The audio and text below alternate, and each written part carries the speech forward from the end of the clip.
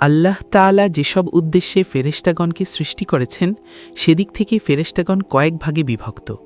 তন্মধ্যে একদল হলেন আরশ বহনকারী, উপরে তাদের সম্পর্কে আলোচনা হয়েছে।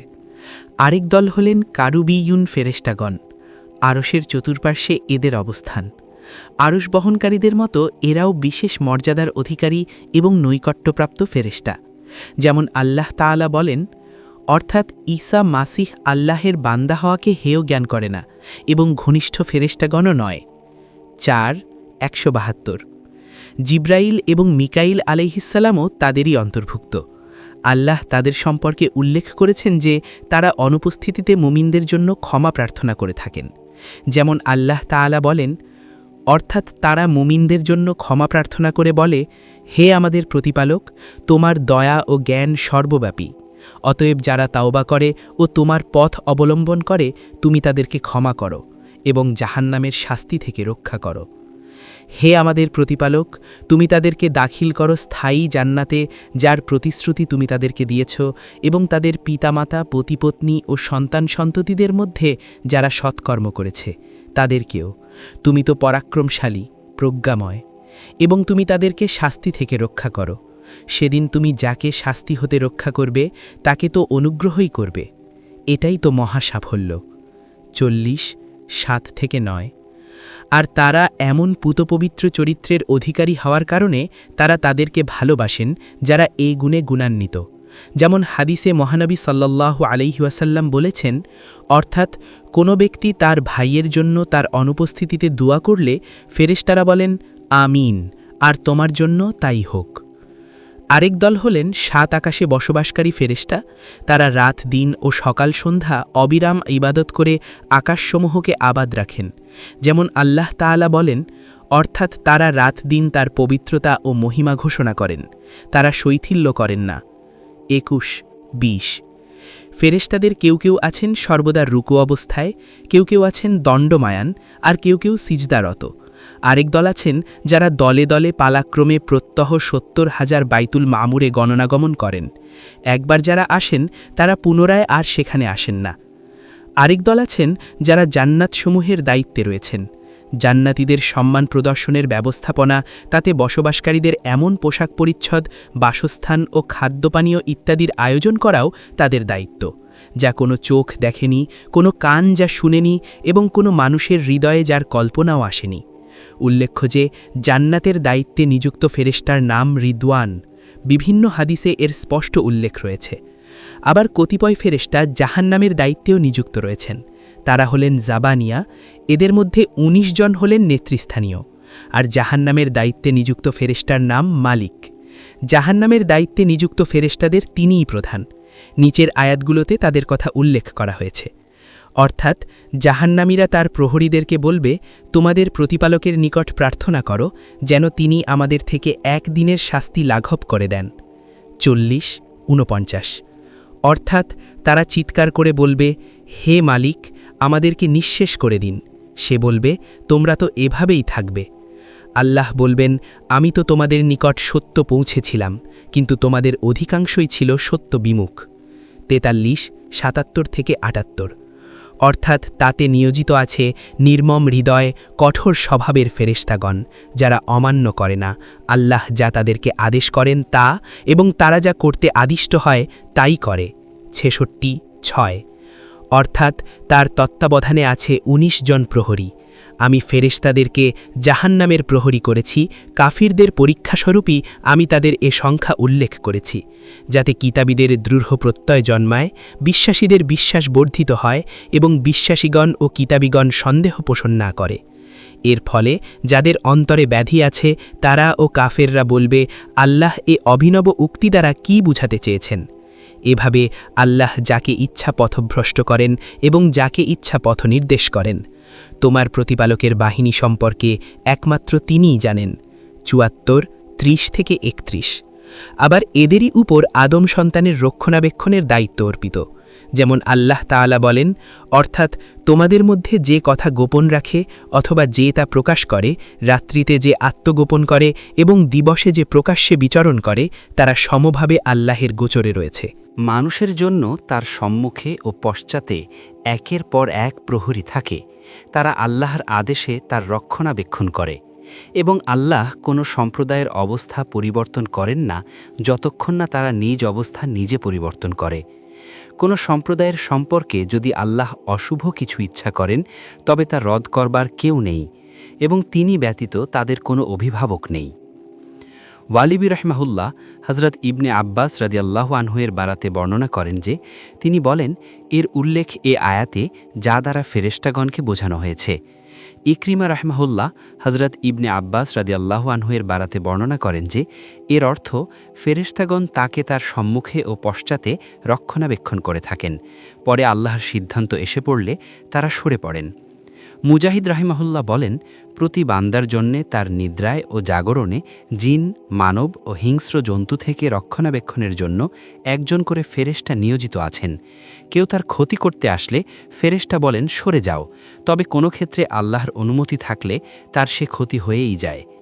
আবু উসামা রাহিমাহুল্লাহ বলেন, প্রত্যেক মানুষের সঙ্গে এমন একজন ফেরেশতা আছেন যিনি তার হেফাজতের দায়িত্ব পালন করেন। অবশেষে তিনি তাকে তাকদীরের হাতে সোপর্দ করেন। আবু মিজলাজ রাহেমাহুল্লাহ বলেন, এক ব্যক্তি আলী রাদিয়াল্লাহু আনহুয়ের নিকট এসে বলল, মুরাদ গোত্রের কিছু লোক আপনাকে হত্যা করার উদ্যোগ নিয়েছে। এ কথা শুনে তিনি বললেন, নিশ্চয়ই প্রত্যেক ব্যক্তির সাথে দুজন করে ফেরেশতা আছেন যারা এমন বিষয় থেকে তাকে রক্ষণাবেক্ষণ করেন যা তার তাকদীরে নেই। পরে যখন তাকদীর এসে যায় তখন তারা তার তাকদীরের হাতেই তাকে ছেড়ে দেন। নির্ধারিত আয়ু হচ্ছে এক সুরক্ষিত ঢাল স্বরূপ। আরেক দল ফেরেশতা আছেন যারা বান্দার আমল সংরক্ষণের দায়িত্ব নিয়োজিত, যেমন আল্লাহ তাআলা বলেন, অর্থাৎ দক্ষিণে ও বামে বসে তারা কর্ম লিপিবদ্ধ করে। মানুষ যে কথাই উচ্চারণ করে তা লিপিবদ্ধ করার জন্য তৎপর ফেরেশতা তার নিকটেই রয়েছে। 50, 17, 18।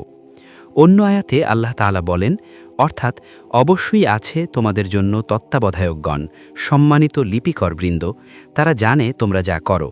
82, 10, 12।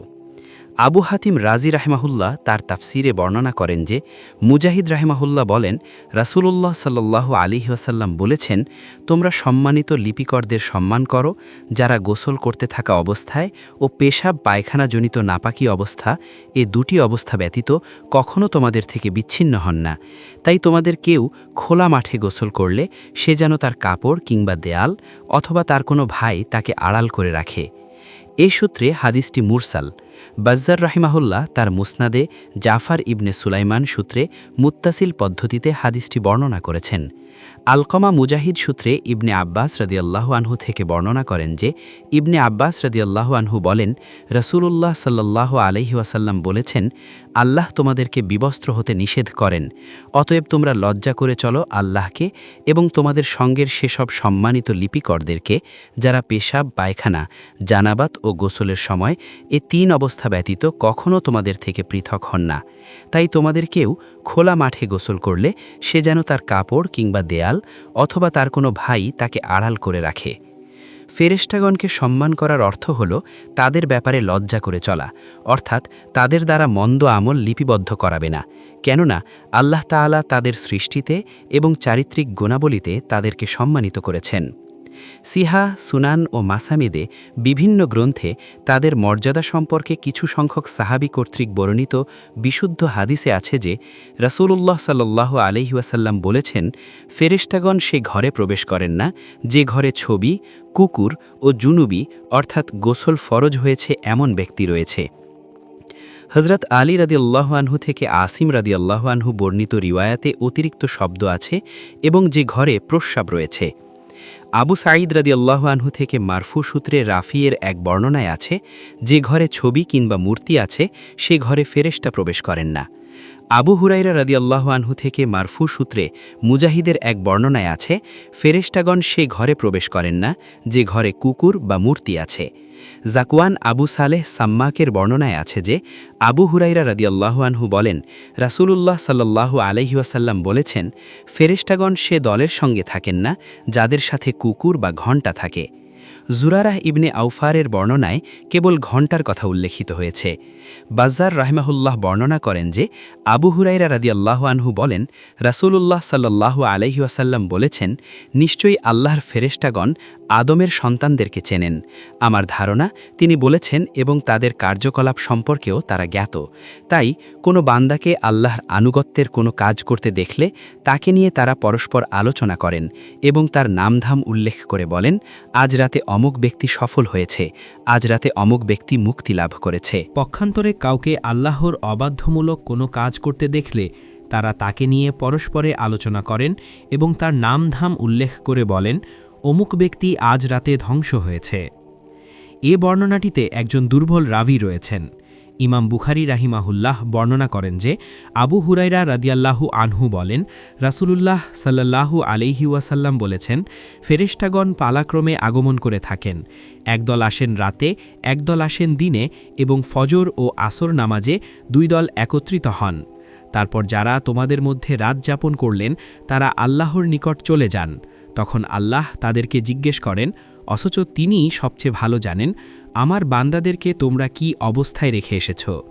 জবাবে তারা বলেন, তাদেরকে রেখে এসেছি সালাতরত অবস্থায়, আর তাদের নিকট যখন গিয়েছিলাম তখনও তারা সালাতরত অবস্থায় ছিল। এই বর্ণনার শব্দমালা ঠিক এভাবেই সৃষ্টির সূচনা অধ্যায়ে ইমাম বুখারী রাহিমাহুল্লাহ এককভাবে বর্ণনা করেছেন।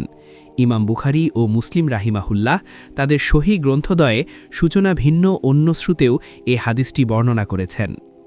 বাজ্জার বর্ণনা করেন যে আনাস রাদিয়াল্লাহু আনহু বলেন, রাসূলুল্লাহ সাল্লাল্লাহু আলাইহি ওয়াসাল্লাম বলেছেন, সংরক্ষণকারী ফেরেশতাদ্বয় দৈনিকের সংরক্ষিত আমলনামা আল্লাহর দরবারে নিয়ে যাওয়ার পর তার শুরুতে ও শেষে ইস্তিগফার ক্ষমা প্রার্থনা দেখতে পেয়ে তিনি বলেন, লিপির দুই প্রান্তের মধ্যখানে যা আছে আমার বান্দার জন্য আমি তা ক্ষমা করে দিলাম। বাজ্জার বলেন, তাম্মাম ইবনে নাজিহ এককভাবে হাদিসটি বর্ণনা করেছেন, আর তার হাদিস সম্পর্কে বিভিন্ন হাদিসবেত্তার সমালোচনা থাকা সত্ত্বেও তার বর্ণিত হাদিস মোটামুটি গ্রহণযোগ্য। মোট কথা, প্রত্যেক মানুষের জন্য দুজন করে হেফাজতের ফেরেশতা আছেন। একজন তার সম্মুখ থেকে ও একজন তার পেছন থেকে আল্লাহর আদেশে তাকে হেফাজত করে থাকেন। আবার প্রত্যেকের সঙ্গে দুজন করে লিপিকর ফেরেশতা আছেন, একজন ডানে ও একজন বামে। ডানের জন্য বামের জনের উপর কর্তৃত্ব করে না। এ আয়াতের 50-18 এর ব্যাখ্যায় আমরা এ বিষয়টি আলোচনা করেছি। ইমাম আহমদ রাহিমাহুল্লাহ আবদুল্লাহ ইবনে মাসুদ রাদিয়াল্লাহু আনহু সূত্রে বর্ণনা করেন যে রাসূলুল্লাহ সাল্লাল্লাহু আলাইহি ওয়াসাল্লাম বলেছেন, অর্থাৎ তোমাদের প্রত্যেকের জন্যই একজন করে জিন সহচর ও ফেরেশতা সহচর দায়িত্বপ্রাপ্ত রয়েছেন। এ কথা শুনে সাহাবাগর জিজ্ঞেস করলেন, ইয়া রাসূলাল্লাহ, আর আপনারও? বললেন, অর্থাৎ হ্যাঁ, আমারও, কিন্তু আল্লাহ তার উপর আমাকে সাহায্য করেছেন, ফলে সে আমাকে মঙ্গল ছাড়া অন্য কিছুর আদেশ করে না। মুসলিম শরীফ। এ ফেরেশতা সহচর এবং মানুষের সংরক্ষণের দায়িত্বে নিয়োজিত সহচর অভিন্ন না হওয়া বিচিত্র নয়। আলোচ্য হাদিসে সে সহচরের কথা বলা হয়েছে সংশ্লিষ্ট ব্যক্তিকে আল্লাহর আদেশে কল্যাণ ও হেদায়েতের পথে পরিচালিত করার জন্য তিনি নিযুক্ত। যেমন শয়তান সহচর সংশ্লিষ্ট ব্যক্তিকে ধ্বংস ও বিভ্রান্ত করার চেষ্টায় নিয়োজিত। এতে সে চেষ্টার ত্রুটি করে না। আল্লাহ যাকে রক্ষা করেন সেই রক্ষা পায়। আল্লাহরই সাহায্য কাম্য। ইমাম বুখারী রাহিমাহুল্লাহ আবু হুরাইরা রাদিয়াল্লাহু আনহু সূত্রে বর্ণনা করেন যে রাসূলুল্লাহ সাল্লাল্লাহু আলাইহি ওয়াসাল্লাম বলেছেন, জুমার দিনে মসজিদের প্রতিটি দরজায় একদল ফেরেশতা অবস্থান নিয়ে আগন্তুকদের ধারাবাহিক তালিকা লিপিবদ্ধ করেন। তারপর ইমাম মিম্বরে বসে গেলে তারা লিপিসমূহ গুটিয়ে এসে খুতবা শুনতে থাকেন। সহিহ বুখারী ও মুসলিমে হাদিসটি অন্য শ্রুতেও বর্ণিত হয়েছে। আল্লাহ তাআলা বলেন, অর্থাৎ এবং ফজরের সালাত কায়েম করবে। ফজরের সালাত বিশেষভাবে পর্যবেক্ষিতা হয়। 17-78। কেননা দিনের ও রাতের ফেরেশতাগণ তা লক্ষ্য করে থাকেন। ইবনে মাসুদ ও আবু হুরাইরা রাদিয়াল্লাহু আনহু সূত্রে ইমাম আহমদ রাহিমাহুল্লাহ রাসূলুল্লাহ সাল্লাল্লাহু আলাইহি ওয়াসাল্লাম এ আয়াতের ব্যাখ্যায় বলেছেন, ফজরের সালাত রাতের ফেরেশতাগণ ও দিনের ফেরেশতাগণ একত্রে প্রত্যক্ষ করেন। তিরমিজি, নাসাই ও ইবনে মাজা রাহিমাহুল্লাহ আসবাত থেকে হাদিসটি বর্ণনা করেছেন এবং তিরমিজি হাদিসটি হাসান সহি বলে মন্তব্য করেছেন। আমার মতে হাদিসটি মুনকাতি পর্যায়ের। ইমাম বুখারী রাহিমাহুল্লাহ আবু হুরাইরা রাদিয়াল্লাহু আনহু সূত্রে বর্ণনা করেন যে রাসূলুল্লাহ সাল্লাল্লাহু আলাইহি ওয়াসাল্লাম বলেছেন, অর্থাৎ একাকী সালাতের চাইতে জামাতের সালাতের ফজিলত ২৫ গুণ বেশি, এবং রাতের ফেরেশতাগণ ও দিনের ফেরেশতাগণ ফজরের সালাতে একত্রিত হন। আবু হুরাইরা রাদিয়াল্লাহু আনহু বলেন, তোমাদের ইচ্ছে হলে এ আয়াতটি পাঠ করতে পারো। ইমাম বুখারী রাহিমাহুল্লাহ আবু হুরাইরা রাদিয়াল্লাহু আনহু সূত্রে বর্ণনা করেন যে রাসূলুল্লাহ সাল্লাল্লাহু আলাইহি ওয়াসাল্লাম বলেছেন, অর্থাৎ কেউ তার স্ত্রীকে তার শয্যায় আহ্বান করার পর যদি সে তা প্রত্যাখ্যান করে আর স্বামী রাগান্বিত অবস্থায় রাত কাটায়, তাহলে ভোর পর্যন্ত ফেরেশতাগণ তাকে অভিশাপ দিতে থাকেন। শুআ, আবু হামজা, আবু দাউদ এবং আবু মুয়াবিয়াও আমাশ রাহিমাহুল্লাহ থেকে এর পরিপূরক হাদিস বর্ণনা করেছেন। সহিহ বুখারী ও মুসলিম শরীফে আছে যে রাসূলুল্লাহ সাল্লাল্লাহু আলাইহি ওয়াসাল্লাম বলেছেন, অর্থাৎ যখন ইমাম আমিন বলবে তখন তোমরাও আমিন বলবে, কেননা ফেরেশতাদের আমিন বলার সঙ্গে যার আমিন বলা একযোগে হয় তার পূর্বের সব গুনাহ মাফ করে দেয়া হয়। সহিহ বুখারীতে ইসমাইল রহিমাহুল্লাহ সূত্রে বর্ণিত হাদিসটির পাঠ হল, অর্থাৎ ইমাম যখন আমিন বলেন তখন আকাশে ফেরেশতারাও আমিন বলে, অতএব ফেরেশতাদের আমিন বলার সঙ্গে যার আমিন বলা যোগ হয় তার পূর্বের গুনাহসমূহ মাফ করে দেয়া হয়। ইমাম বুখারী রহিমাহুল্লাহ বর্ণনা করেন যে আবু হুরায়রা রাদিয়াল্লাহ আনহু বলেন, রাসূলুল্লাহ সাল্লাল্লাহু আলাইহি ওয়াসাল্লাম বলেছেন, অর্থাৎ ইমাম যখন আমিন বলবে তখন তোমরা আমিন বলবে, কারণ যার কথা ফেরেশতাদের কথার সঙ্গে মিলে যাবে তার পূর্বের সমস্ত গুনাহ মাফ করে দেয়া হবে।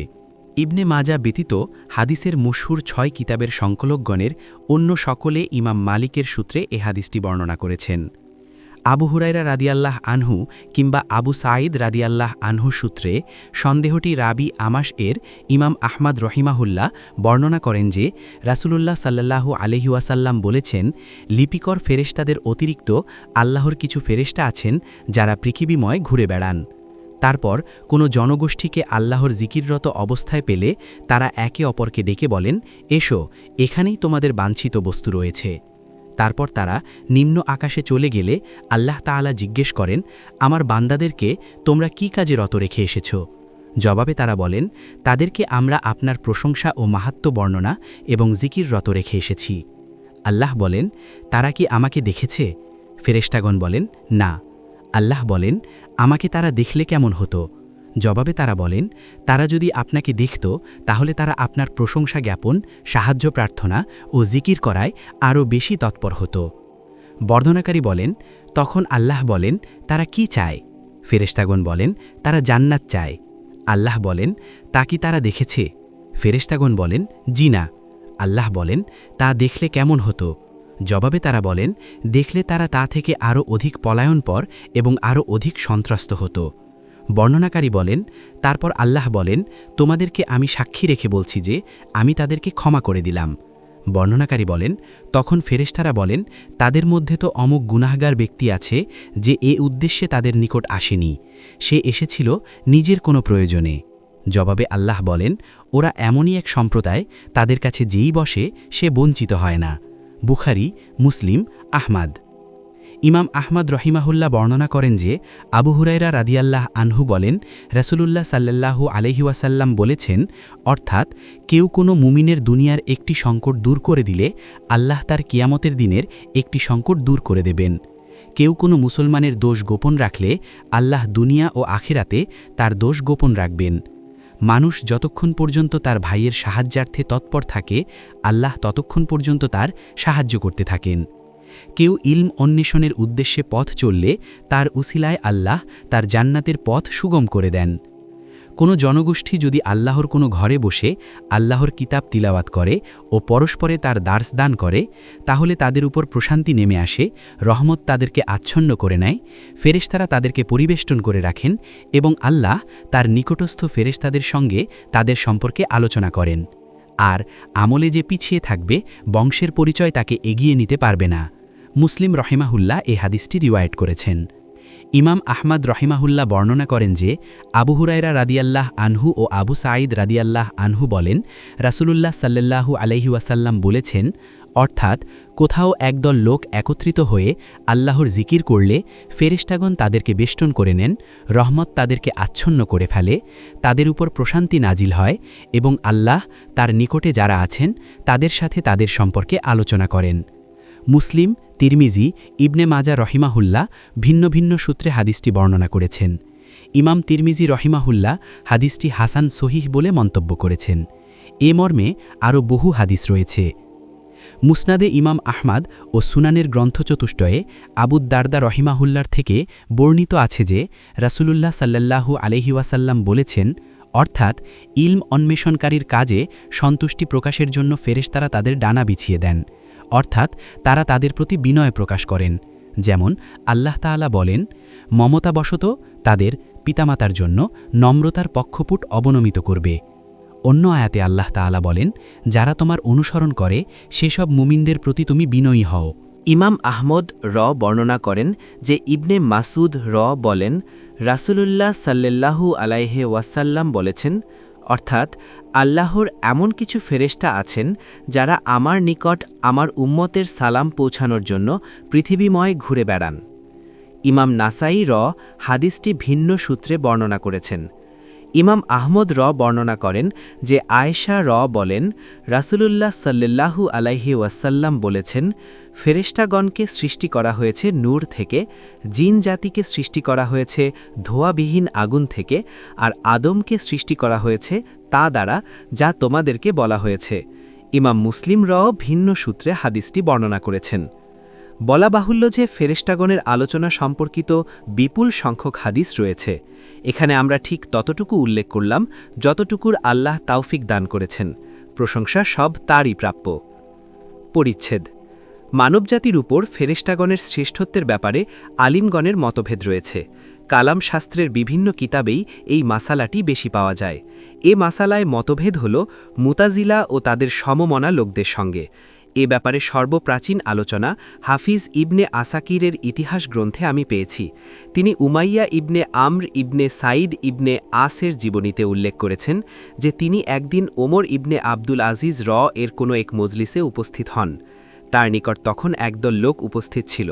কথা প্রসঙ্গে খলিফা ওমর বললেন, নিশ্চয়ই আদম সন্তান অপেক্ষা আল্লাহর নিকট সম্মানিত আর কেউ নেই, এবং নিচের আয়াতটি দ্বারা এর প্রমাণ পেশ করেন, অর্থাৎ যারা ঈমান আনে ও সৎকর্ম করে তারাই সৃষ্টির শ্রেষ্ঠ। ৯৮-৭। উমাইয়া ইবনে আমর ইবনে সাইদ তার সঙ্গে একমত পোষণ করেন। শুনে ইরাকের মালিক বললেন, আল্লাহর নিকট তার ফেরেশতাদের চেয়ে সম্মানিত আর কেউ নেই। তারা উভয় জগতের সেবক এবং আল্লাহর নবীগণের নিকট প্রেরিত তার দূত। নিচের আয়াতটি দ্বারা তিনি এর দলিল প্রদান করেন, অর্থাৎ পাছে তোমরা ফেরেশতা হয়ে যাও কিংবা তোমরা স্থায়ী হও, এজন্যই তো প্রতিপালক এই বৃক্ষ সম্বন্ধে তোমাদেরকে নিষেধ করেছেন। ৭-২০। তখন ওমর ইবনে আব্দুল আজিজ মুহাম্মদ ইবনে কাব কুরাজিকে বললেন, হে আবু হামজা, আপনি এ ব্যাপারে কি বলেন? জবাবে তিনি বললেন, আল্লাহ আদম আদশকে সম্মানিত করেছেন, তাকে নিজ কুদরতি হাতে সৃষ্টি করেছেন, তার মধ্যে রূহ ফুঁকে দিয়েছেন, তার সামনে ফেরেশতাদেরকে সিজদাবনত করিয়েছেন এবং তার সন্তানদের মধ্য থেকে নবী রাসূল বানিয়েছেন এবং যাদের কাছে ফেরেশতাগণ সাক্ষাৎ মানুষে উপস্থিত হন। মোট কথা, আবু হামজা মূল বিষয়ে ওমর ইবনে আব্দুল আজিজ এর সঙ্গে একমত হয়ে ভিন্ন দলিল পেশ করেন এবং আয়াত দ্বারা যে দলিল তিনি পেশ করেছেন তাকে দুর্বল আখ্যা দেন। তা হল, এ আয়াতের মর্ম হল ঈমান ও সৎকর্ম শুধু মানুষেরই বৈশিষ্ট্য নয়, কারণ আল্লাহ তাআলা বলে ফেরেশতাদেরকেও ঈমানের সাথে সম্পৃক্ত করেছেন। তদ্রূপ জিন জাতীয় ঈমানের গুণে গুণান্বিত। যেমন তারা বলেছিল, আমরা যখন পথ নির্দেশক বাণী শুনলাম তাতে ঈমান আনলাম। ৭২-১৩, অর্থাৎ আমাদের কতক মুসলিম। ৭২-১৪। আমার মতে আব্দুল্লাহ ইবনে আম্মর থেকে উসমান ইবনে সাইদ দারেমি কর্তৃক বর্ণিত মারফু হাদিসটি এ মাসালার সর্বাপেক্ষা উত্তম দলিল এবং হাদিসটি সহিও। তা হল, রাসূলুল্লাহ সাল্লাল্লাহু আলাইহি ওয়াসাল্লাম বলেছেন, আল্লাহ তাআলা জান্নাত সৃষ্টি করার পর ফেরেশতাদেরকে বললেন, হে আমাদের প্রতিপালক, আমাদের জন্য এমনটি বানিয়ে দিন যা থেকে আমরা পানাহার করব, কারণ আদম সন্তানের জন্য আপনি দুনিয়া সৃষ্টি করেছেন। জবাবে আল্লাহ তাআলা বললেন, আমি যাকে আমার নিজ কুদরতি হাতে সৃষ্টি করেছি তার পুণ্যবান সন্তানদেরকে কোনোতেই ওদের ন্যায় করব না, যাকে বলেছি হও আর সে হয়ে গেছে।